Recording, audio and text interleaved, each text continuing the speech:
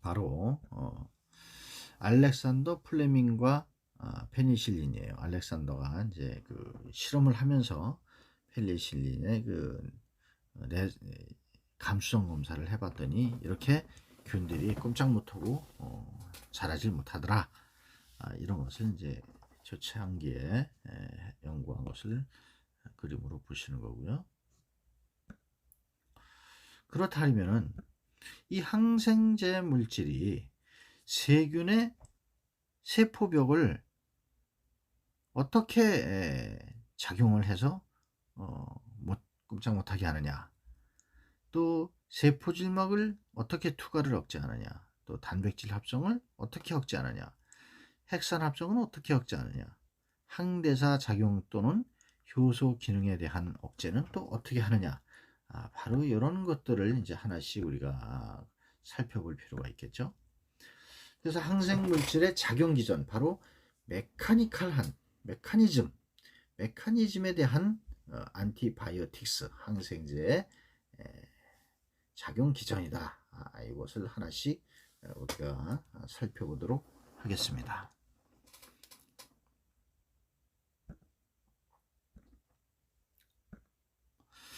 먼저 세포벽 합성 억제제입니다.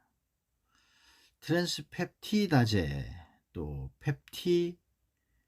펩티도글리칸이라고 하는 합성의 그 효소 활성을 억제하는 건데, 이거는 세포벽 합성을 억제를 해서 용균인 작용을 한다. 이 용균이라는 건 라이시스에서 녹이 없애는 거예요, 한마디로 말해서.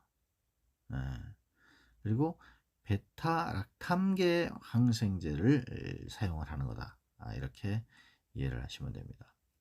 여기에는 세포벽 합성을 하는 것을 억제하는 이 억제제는 바로 종류가 페니실린, 요 엠피실린이라고도 하고요. 페니실린이고, 그 다음에 세파로스포린, 그 다음에 박시트라신, 그 다음에 반코마이신, 이런 약제들이 바로 세포벽 합성을 억제시키고 용균 작용을 하는 그런 세포벽 억제제, 안티바이오틱스다. 요거를 기억하셔야 됩니다. 지금 보시면 이제 여기다 약물이 다 들어갔단 말이에요. 그런데 이런 데 보면은 녹아서 없어져 버렸잖아요. 그런데 다 녹잖아요. 그죠? 이렇게 용균을 시켜버리는 거예요. 균을 아주 녹여버리는.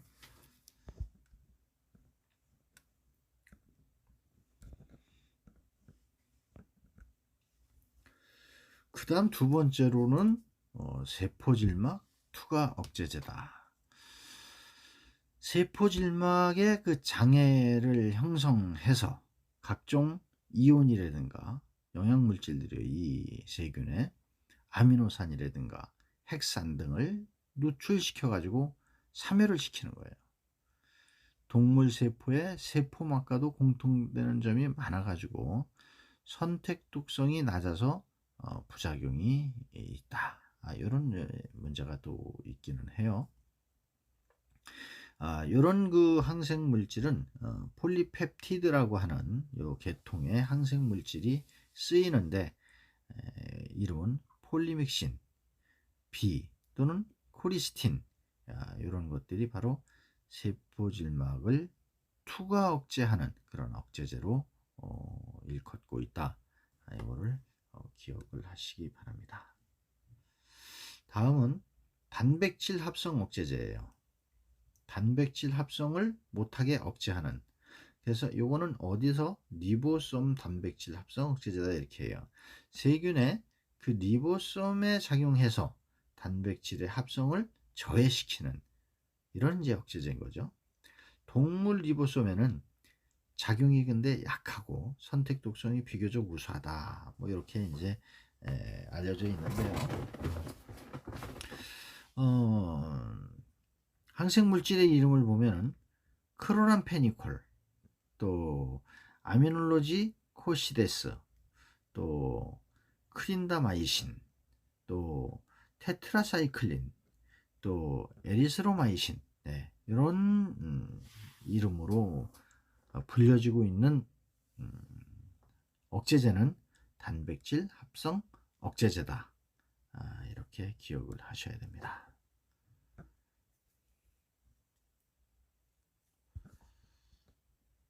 다음은 핵산 합성 억제제라고 있는데요. 핵산은 여러분들 이제 아시다시피 DNA나 RNA를 얘기하는데, DNA를 합성 억제하는 것이 바로 액티노마이신이에요. 이거는 선택성이 없고 독성이 강한 것이에요. 또 미토마이신이라는 것도 있어요. 이런 것들은 DNA 합성을 못하게 해서 방어기전을 작용하는 거고, 또 RNA 합성 억제제라고 있는데, 이 RNA 합성 억제제는 리팜피신, 이런 것들이 이제 RNA 합성을 억제하는 것입니다. 여러분들은 지금 이제 뭐 마이신 뭐 이런 거 신자 들어가는 것들을 많이 배우고 있는데, 바로 이게 약제에 대한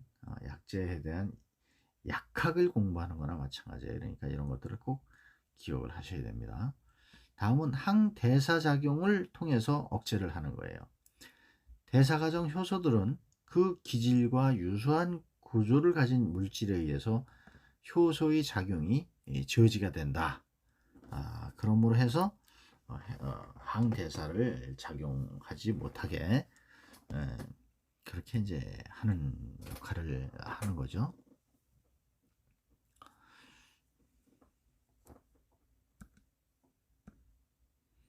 요 구체적으로 이제 항생 물질의 작용 기전, 메커니즘 오브 안티바이오틱스를 구체적으로 좀 그림을 통해서 보면은 이렇습니다.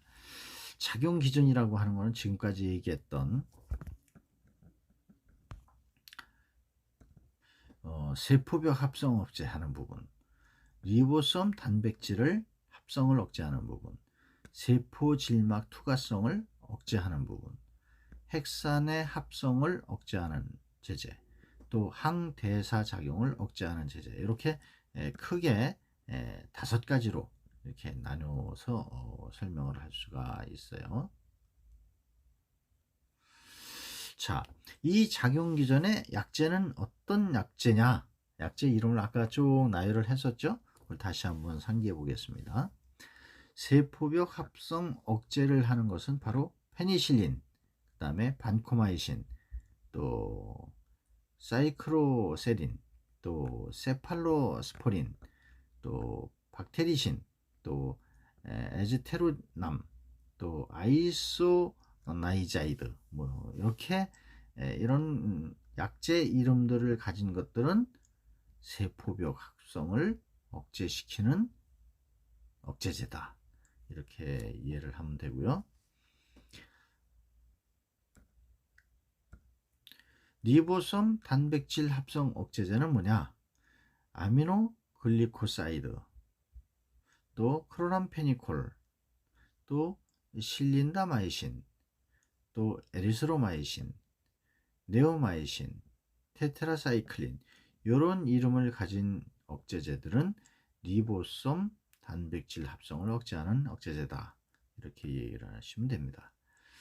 또 세포질막 투과성 억제를 하는 것은 폴리믹신, 그 다음에 핵산 합성을 억제하는 것은 퀴니룰로네스, 또 리팜핀, 이런 약제들, 그 다음에 항대사작용에 기전을 하는 작용을 하는 그런 항생제 약제는 아미노살리시릭 애시드, 또 설포나미데스, 또 설포니스,